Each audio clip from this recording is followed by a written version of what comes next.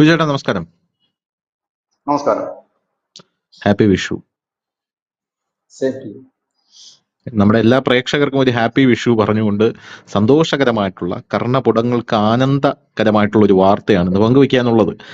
അപ്പൊ ഇത് കേരളത്തിലെ മാധ്യമങ്ങളൊന്നും അത്ര വലിയ ചർച്ചയാക്കിയിട്ടില്ല. അത് ഇനി എന്താണെന്ന് എനിക്ക് അറിയില്ല. അപ്പൊ കഴിഞ്ഞ ദിവസം നമ്മൾ കൊടുത്തൊരു വാർത്ത ഉണ്ടല്ലോ, രാഹുൽ ഗാന്ധിയുടെയും സോണിയാഗാന്ധിയുടെയും 661 കോടി രൂപ എൻഫോഴ്സ്മെന്റ് ഡയറക്ടറേറ്റ് കണ്ടുകെട്ടി എന്നുള്ള ഒരു വാർത്ത പോലും കേരളത്തിലെ മാധ്യമങ്ങൾ വലിയ വാർത്തയാക്കിയിട്ടില്ല.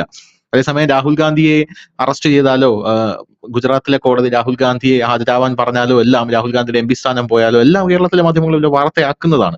കഴിഞ്ഞ ദിവസം ഇത്രയും വലിയൊരു വാർത്ത വന്നിട്ട് കേരളത്തിലെ മാധ്യമങ്ങൾ അത് ചർച്ച ചെയ്തിട്ടില്ല, അത് കണ്ടതായിട്ട് പോലും നടിച്ചിട്ടില്ല എന്നുള്ളതാണ് ഒരു പ്രധാനപ്പെട്ട ഒരു കാര്യം എന്ന് പറയുന്നത്. അതിന്റെ അർത്ഥം അവർ പറയുന്ന വാർത്തകൾ മാത്രം നിങ്ങൾ കേട്ടാൽ മതി എന്നുള്ളത് കൊണ്ടാണ് എന്നാണ്.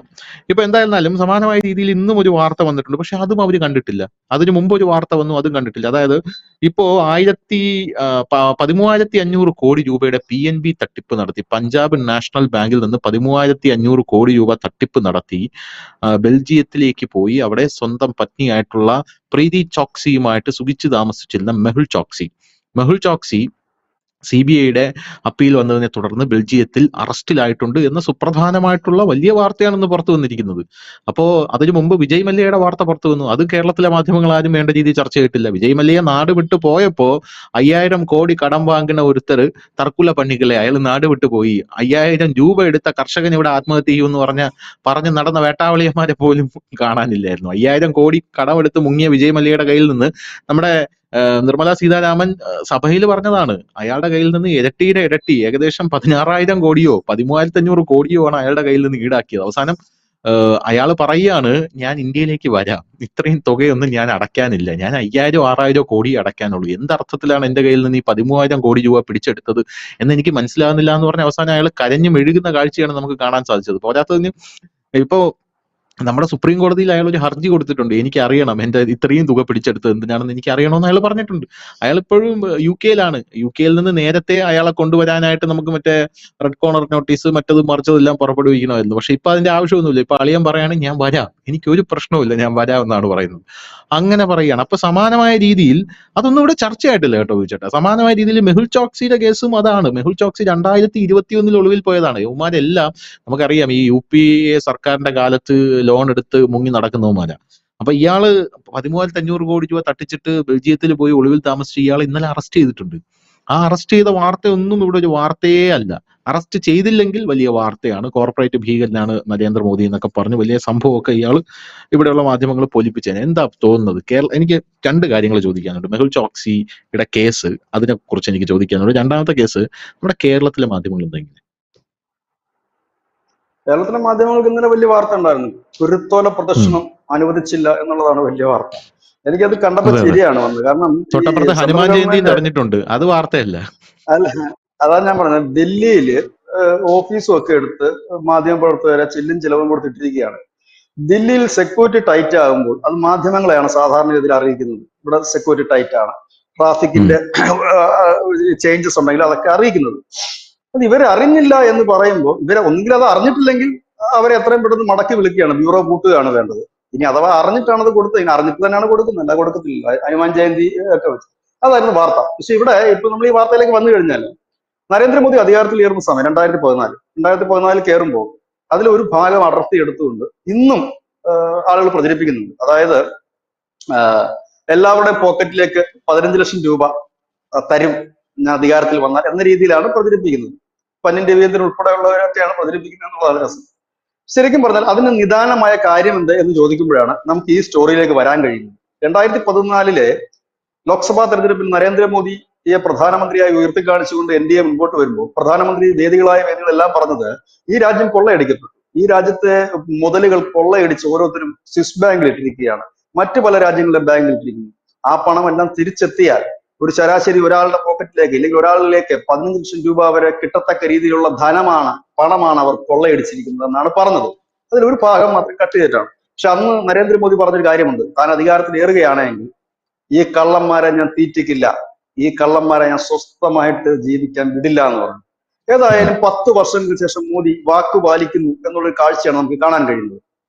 2023 to 24 എടുക്കുമ്പോൾ ഇന്ത്യ നോട്ടമിട്ടിരിക്കുന്ന ടെററിസ്റ്റുകളെ ഓരോരുത്തരെയായിട്ട് പലയിടത്തും അജ്ഞാതർ വെടിവെച്ച് കൊല്ലുന്ന കാഴ്ചയാണ് നമ്മൾ കേട്ടുകൊണ്ടിരുന്നതെങ്കിൽ ഇപ്പോൾ നമ്മൾ തേടുന്ന മോസ്റ്റ് വാണ്ടഡ് മണി ലോണ്ടറിംഗ് ആയിട്ടുള്ള ക്രിമിനൽസിനെ ഇന്ത്യയിലേക്ക് എത്തിക്കുകയാണ് ചെയ്യുന്നത്. കയ്യാമം വെച്ച് വിളിച്ചു വരുത്തുകയാണ് ചെയ്യുന്നത്. ഇവിടെയാണ് നരേന്ദ്രമോദി 2014 പറഞ്ഞ ആ വാക്കുകൾ ശരിയായിട്ട് വരുന്നത് എന്ന് തന്നെ നമുക്ക് മനസ്സിലാക്കാൻ കഴിയും. കാരണം ഒരു ഭാഗത്ത് ഈ കൊടും ഭീകരന്മാരെ കൊന്നു തള്ളുമ്പോൾ മറുഭാഗത്ത് കട്ടുകൊണ്ട് പോയവനെ തിരിച്ചു കൊണ്ടുവന്ന് മുതലൂരി എടുത്ത് അവനെ അകത്തിടുന്ന ഒരു കാഴ്ച കാണാൻ കഴിയും. ഇവിടെ ഈ ഇന്ന് വന്നിരിക്കുന്നതിൽ ഏറ്റവും പ്രധാനം, ഇന്നത്തെ ദിവസത്തിൽ ഏറ്റവും വലിയ പ്രാധാന്യമുള്ള ഒരു വാർത്ത തന്നെയാണ് ഈ ചോക്സിയുടെ വാർത്ത.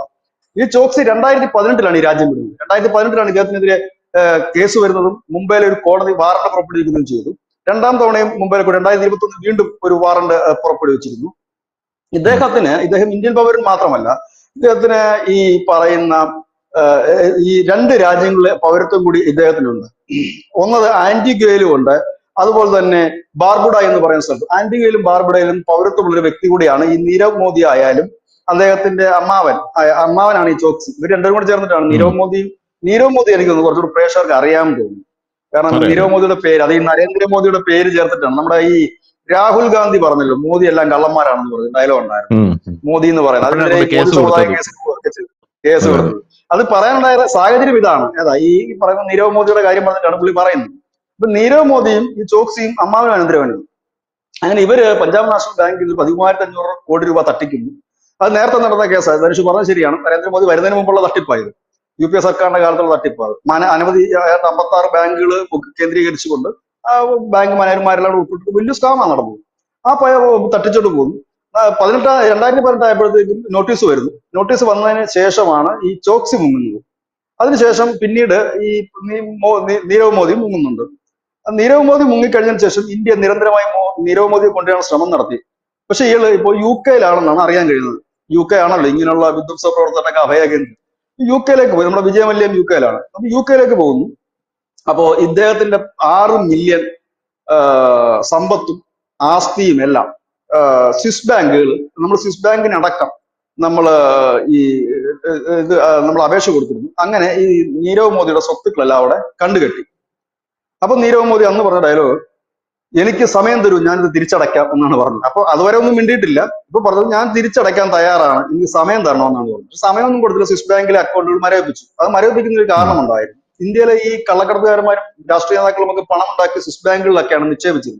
നരേന്ദ്രമോദി കയറി കഴിഞ്ഞപ്പോൾ ഒരു കരാർ ഉണ്ടാക്കുകയും അവിടെ നിന്നുള്ള കള്ളപ്പണത്തിന് സ്രോതസ്സുകൾ നൽകണമെന്ന് പറഞ്ഞു ബാങ്കുകൾക്ക്. അവിടുത്തെ ഏറ്റവും വലിയ ഗുണം വെച്ചാൽ അവിടെ അക്കൗണ്ട് തുടങ്ങുന്ന ഡീറ്റെയിൽസ് അവർ പുറത്തു കൊടുക്കാറില്ല എന്നുള്ളതാണ് ഇവന്മാരെ ഏറ്റവും കൂടുതൽ സന്തോഷിപ്പിക്കുന്ന ഒരു കാര്യം. പക്ഷെ അത് പറ്റില്ല, തരണം എന്ന് പറയുകയും ഇന്ത്യ കടമ്പിടുത്തം ചെയ്യുകയും ചെയ്തപ്പോൾ സ്വിറ്റ്സർലൻഡ് സ്വാഭാവികമായി തന്നെ അതിന് വഴങ്ങിക്കൊടുക്കേണ്ടി വന്നു. ഇല്ല എങ്കിൽ എന്ത് പറ്റുമെന്ന് വെച്ച് കഴിഞ്ഞാൽ ഒരുപക്ഷെ നാളെ ഇന്ത്യ പറയുകയാണ് അത്തരം ബാങ്കുകളെ നിയമവിരുദ്ധമായി പ്രഖ്യാപിക്കപ്പെട്ടു കഴിഞ്ഞാൽ പിന്നെ ആ ബാങ്കിലേക്ക് കൊണ്ട് ആരും പൈസ ഇടാൻ കുതിരത്തില്ല, കാരണം അവിടുന്ന് ഒരു ട്രാൻസാക്ഷൻ മറ്റുള്ള നടക്കത്തില്ല എന്ന് പറയുക. ഇല്ലെങ്കിൽ കൂടുതൽ അന്വേഷണം, അത് അവരുടെ തലവേദന പിടിക്കാൻ ആഗ്രഹിക്കുന്നില്ല. കാരണം അവരെ സംബന്ധിച്ച് പറഞ്ഞു കഴിഞ്ഞാല് പിന്നെ ഈ ബാങ്കിങ് മേഖല തന്നെയാണ് അവർക്ക് കൂടുതൽ അഭികാമ്യമായിട്ട് അവരുടെ ബിസിനസ്സാണ് അത്. അത് മാത്രമല്ല, നരേന്ദ്രമോദി കയറിയതിനു ശേഷം അനവധി ഫോറിൻ ബാങ്കുകൾ, ഇന്റർനാഷണൽ തലത്തിൽ പ്രവർത്തിക്കുന്ന അനവധി ഫോറിൻ ബാങ്കുകളും ഇന്ത്യയിലേക്ക് പ്രവർത്തിക്കാനായി. അപ്പൊ ബാങ്കിങ് മേഖലയിൽ വളരെ ഒരു ലിബറൽ നയം കൂടി സ്വീകരിച്ചത്. അതിനുശേഷമാണ് ഈ ഇങ്ങനെയുള്ള സ്വിസ് ബാങ്കുകളുടെ അക്കൗണ്ട് ഇത് ചെയ്യുന്നത്. ഏതാണ്ട് 1600 പേരുടെ ലിസ്റ്റ്, ഈ കള്ളപ്പണം അടിച്ചോണ്ട് പോയ 1600 പേരുടെ ലിസ്റ്റ് ഇന്ത്യക്ക് കൈമാറുകയും ചെയ്തു. ആ ലിസ്റ്റ് ഇപ്പോൾ സുപ്രീം കോടതിയുടെ പക്കലാണ്. കേന്ദ്ര സർക്കാർ പറഞ്ഞു ആ ലിസ്റ്റിലുള്ളവരുടെ പേര് ഞങ്ങൾ വെളിപ്പെടുത്താൻ തയ്യാറാണെന്ന് പറഞ്ഞു. കോടതി പറഞ്ഞു അവരെല്ലാം ബിസിനസ്സുകാരായിരിക്കുമല്ലോ ഭൂരിപക്ഷം, അവരെല്ലാം അവരുടെയൊക്കെ ഈ സ്വകാര്യ ജീവിതത്തെ അത് ബാധിക്കും, അതുകൊണ്ട് പ്രശ്നപ്പെടുത്തരുതെന്ന് പറഞ്ഞത് സുപ്രീം കോടതി. പലരും അറിയാതെ ചോദിക്കും, ഈ പിടിച്ചോണ്ട് വന്നമാരുടെയൊക്കെ ഇല്ലെങ്കിൽ ഈ കള്ളപ്പണക്കാരുടെയൊക്കെ ലിസ്റ്റ് എന്താ മോദി പുറത്തു വിടാത്തെന്ന് ചോദിക്കും. മോദി അല്ല പുറത്തു വിടാത്തത്, സുപ്രീം കോടതിയാണ് പറഞ്ഞത്.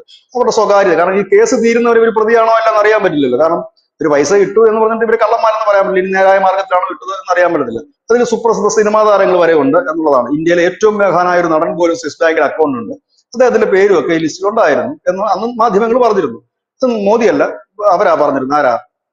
കോടതിയാണ് പറഞ്ഞത് അത് വേണ്ട, അവരുടെ സ്വകാര്യ ജീവിതത്തെ ബാധിക്കും, കേസ് തീർന്നു കഴിയുമ്പോൾ നമുക്ക് കൊടുക്കാം എന്ന് പറഞ്ഞു. അതിൽ മാധ്യമ മുതലാളിമാരും ഉണ്ട്. അതില് ഇന്ത്യയിലെ എണ്ണം പറഞ്ഞ മാധ്യമ മുതലാളിമാരുടെ ആ ലിസ്റ്റിലുണ്ട്.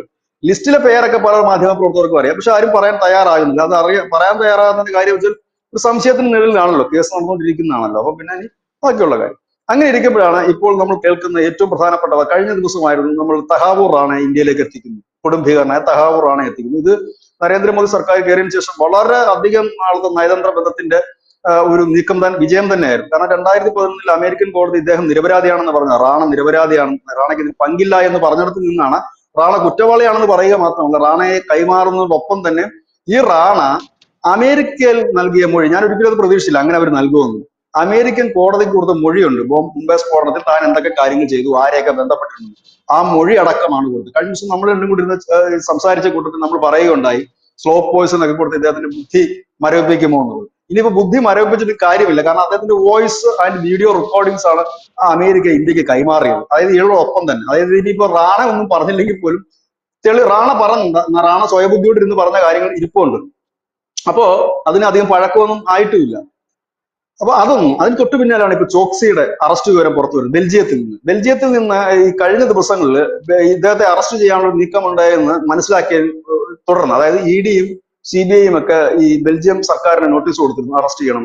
അപ്പൊ ഇത് അപകടം മുൻകൂട്ടി കണ്ടുകൊണ്ട് ഇദ്ദേഹത്തിന്റെ ഭാര്യ പ്രീതി ചോക്സി ഉൾപ്പെടെ സ്വിറ്റ്സർലൻഡിലേക്ക് പോകാനായി വിമാനത്താവളത്തിൽ എത്തിയപ്പോഴാണ് ബെൽജിയം പോലീസ് അറസ്റ്റ് ചെയ്തെന്നാണ് ഏറ്റവും ഒടുവിലായി ലഭിക്കുന്ന വിവരം. അദ്ദേഹത്തെ അധികം വൈകാതെ ഇന്ത്യയിലേക്ക് എത്തിക്കുമെന്ന് പറയുന്നു. ഇനി 2 ബിരുദന്മാരോടുണ്ട് ഈ പണത്തട്ടിപ്പ് കേസിൽ. അതിലൊന്നും നമ്മുടെ വിജയമല്യാണ്. വിജയമല്യ എന്നാണ് ഇന്ത്യയിലേക്ക് വരുന്നത് ഡേറ്റ് മാത്രമേ ഇനി ഫിക്സ് ചെയ്യാനുള്ളൂ.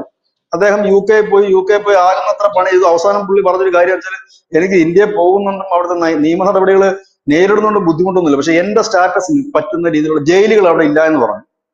അപ്പൊ അന്ന് നമ്മുടെ കേന്ദ്ര സർക്കാർ ചെയ്ത കാര്യം വെച്ചാൽ, നമ്മുടെ ഈ കസബൊക്കെ താമസിച്ച ജയിലുണ്ടല്ലോ, ഒരു ദിവസത്തെ മെയിൻ്റനൻസ് കോസ്റ്റ് തന്നെ 1.5 കോടി എങ്ങാണ്ടായിരുന്നു. അത്രയും, കാരണം ഈ യൂറോപ്യൻ കൺട്രീസിൽ ഇങ്ങനെയൊക്കെയുള്ള വ്യക്തികൾക്ക് കൊടുക്കുന്ന കുറെ ഫെസിലിറ്റീസ് ഉണ്ട്. അപ്പം വൃത്തിഹീനമായ സ്ഥലത്തൊന്നും എനിക്ക് അപ്പൊ ആ ഫെസിലിറ്റി ഉള്ള ജയിലിന്റെ ഡീറ്റെയിൽസുകൾ UK കോടതി കൊണ്ട് ഇന്ത്യ സമർപ്പിച്ചു. കാരണം ഇതിനേക്കാൾ മനോഹരമാണ്. അപ്പം അവിടുത്തെ കോടതി ചോദിച്ചത് ഇത് തന്നെ ധാരാളമാണെന്ന്. അന്ന് ആ കോടതി ഒരു ഇതിൽ പറഞ്ഞത് ഇത് തന്നെ ധാരാളമാണ്, ഇവർക്ക് പോയി കിടക്കാൻ പറഞ്ഞില്ല, ഇത് തന്നെയാണ്. അപ്പം പുള്ളിയുടെ കാര്യം ഏതാണ്ട് തീർന്നിരിക്കുന്നു. പുള്ളിയും ഇങ്ങോട്ടേക്ക് ഡിപ്പോർട്ട് ചെയ്യും അവർ. ഇനി രണ്ടാമത്തെ കാര്യം, നീരവ് മോദി ഉണ്ട്. നീരവ് മോദി UK അഭയം തേടിയിരിക്കുന്ന വാർത്തകൾ നേരത്തെ തന്നെ വന്നിരുന്നതാണ്. നീരവ് മോദിക്കും ഇനി അധികം ഓടാൻ കഴിയില്ല, കാരണം അദ്ദേഹത്തിന്റെ അമ്മാവൻ തന്നെ പിടിയിലായിരിക്കുന്നു. നീരവ് മോദിക്ക് കാരണം ഇവരുടെയൊക്കെ ചെയ്ത പണി എന്ന് വെച്ച് കഴിഞ്ഞാൽ, ഇവരുടെയൊക്കെ സ്വത്തുക്കൾ, ഇന്ത്യയിലുള്ളതും പുറത്തുള്ളതുമായ സ്വത്തുക്കൾ മരവിപ്പിക്കുകയും കണ്ടുകെട്ടുകയും ചെയ്തു. അപ്പോഴെന്ത് പറ്റുമെന്ന് വെച്ചാൽ, ഇവരെ കണക്കുള്ളവർക്ക് സ്വത്തോ പണമോ ഇല്ലാതെ അധികം നാള് ഈ ആർപ്പാട ജീവിതമോ ഇല്ല മുങ്ങി ജീവിതമോ നടക്കില്ല. അത് നമ്മൾ സാധാരണപ്പെട്ടവനെ പോലെ അല്ല. ഒരു ചിട്ടി കമ്പനി പൊട്ടിയിട്ട് നമ്മുടെ നാട്ടിൽ ലോക്കൽ ചിട്ടി നടത്താൻ പൊട്ടിപ്പോകുന്നതാണ് കല്ലത്.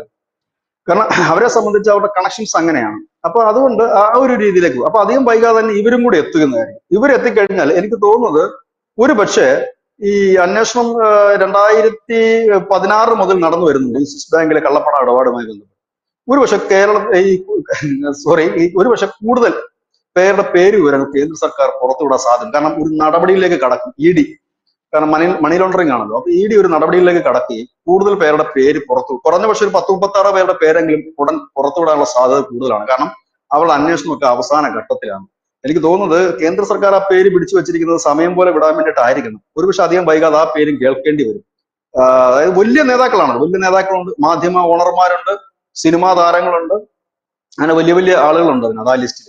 ഇനിയിപ്പോ ആരുടെയൊക്കെ പേരാണ് എന്നൊക്കെ ഉള്ളത് നമ്മൾ അറിയേണ്ടിയിരിക്കുന്നു. കാരണം വിജയമല്യയും കൂടെ ഒക്കെ എത്തിക്കഴിഞ്ഞാൽ ഒരു പക്ഷേ ഇത്തരം, കാരണം ആ ടീമുകളൊക്കെ ഇപ്പൊ സ്വിസ് ബാങ്കിൽ കൊണ്ട് അക്കൗണ്ട് തുടങ്ങുക പൈസ ഇടുക ചെയ്യുന്നില്ല. കാരണം ഇവിടുന്ന് പൈസ കടത്തിക്കൊണ്ടിടുക എന്നുള്ള ഒരു റിസ്ക് ആണ്. അത് മാത്രമല്ല നമ്മുടെ ഇന്ത്യൻ ബാങ്കിങ് സിസ്റ്റത്തിലും കുറെയൊക്കെ വിട്ടുവീഴ്ചകളും കാര്യങ്ങളും ചെയ്യാൻ തുടങ്ങിയിട്ടുണ്ട്. പിന്നെ വേറൊരു കാര്യമുണ്ട്, ഈ ബിനാമി ആയാലും കള്ളപ്പണം വെളുപ്പിക്കുന്നവനൊക്കെ ആയാലും ഏതൊക്കെ നമ്മൾ തടയാൻ ശ്രമിച്ചാലും എവിടെയെങ്കിലും കൂടെ അത് നടത്തും, അത് വേറെ കാര്യം. ഇതിപ്പോ ദൈവം സഹായിച്ച് നമ്മുടെ രാജ്യത്തിനുള്ള ഒരു വലിയ ഗുണം നരേന്ദ്രമോദി സർക്കാർ ഈ നോട്ട് നിരോധനം നടപ്പാക്കിയതാണ് ഏറ്റവും വലിയ ഗുണമായിട്ട് എനിക്ക് തോന്നുന്നത്. കാരണം ഇപ്പൊ കള്ളനോട്ടടി ഇല്ലാത്തതിന്റെ പ്രധാനപ്പെട്ട കാര്യം വെച്ചാൽ നമ്മുടെ നോട്ടിന്റെ മഹത്വം കൊണ്ട് മാത്രമല്ല, നമ്മുടെ ഈ നോട്ടുകൾ 1-1.5 മാസം കൂടുമ്പോൾ അതിന് ഡിസൈനുകൾ മാറ്റാറുണ്ട്. പക്ഷെ പലപ്പോഴും ആരും ശ്രദ്ധിക്കാറില്ല. നമ്മുടെ 500-ന്റെ നോട്ടൊക്കെ നമ്മുടെ കിട്ടുമ്പോൾ അത് ചെറിയ ചെറിയ ഡിസൈൻ വേരിയേഷൻസ് വരുത്താറുണ്ട്. അത് മാത്രമല്ല, പഴയതുപോലെ അല്ല ഇപ്പോൾ. റിസർവ് ബാങ്കിൽ നിന്ന് വിട്ട നോട്ട് എവിടെയൊക്കെ പോയി എന്നും കൃത്യമായി ഏത് ബാങ്കിലാണ് പോയതെന്നും കൃത്യമായിട്ട് അറിയാനുള്ള സംവിധാനം കോഡിങ്ങും ഒക്കെ ഓൾറെഡി അതിനകത്തുണ്ട്, ഈ നമ്പർ ഉൾപ്പെടെയുള്ളത്. അതുകൊണ്ട് ട്രേസ് ചെയ്ത് പിടിക്കാൻ പറ്റും. ഇപ്പൊ കള്ളനോട്ട് അടിക്കുന്നവർക്ക് ബുദ്ധിമുട്ട്. പണ്ടെന്ന് പറഞ്ഞാൽ അങ്ങനെയല്ല, പെർമനന്റ് നോട്ട് ആയതുകൊണ്ട് കള്ളനോട്ട് അടിച്ച് ഇങ്ങനെ വെച്ചിട്ട് ഇടയ്ക്കിടയ്ക്ക് കൊടുക്കും. ഇത് അങ്ങനെയല്ല, ഈ നോട്ട് അടിച്ച് തിരിച്ച് വരുമ്പോഴത്തേന് ഇതിന് ഡിസൈൻ മാറിയിരിക്കും. അതായത് ചെറിയ രീതി നമുക്കത് പെട്ടെന്ന് വിസിബിൾ ആകണമെന്നില്ല, വിസിബിൾ ആകും. നമ്മളത് കൃത്യമായിട്ട് ആ നോട്ട് എടുത്ത് നോക്കിക്കഴിഞ്ഞാൽ അറിയാം ചെറിയ കളറിന്റെ വേരിയേഷൻസ് ഉണ്ടാകും, ചില അക്ഷരങ്ങൾ ചെറിയ വ്യത്യാസം ഉണ്ടാകും. അപ്പൊ ഇത് പെട്ടെന്ന് പിടിക്കാൻ പറ്റുന്ന രീതിയിലേക്ക് കാര്യങ്ങൾ മാറിയതുകൊണ്ടാണ്, അത് നഷ്ടക്കച്ചവടം ആയതുകൊണ്ടാണ് ഇപ്പൊ നോട്ട് അടിക്കാത്തത്.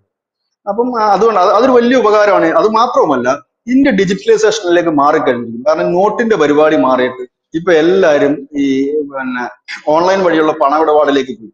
ക്യാഷുമായിട്ട് ഇപ്പൊ സഞ്ചരിക്കുക എന്ന് പറഞ്ഞാൽ വലിയ പ്രയാസമുള്ള ഒരു കാര്യമാണ്.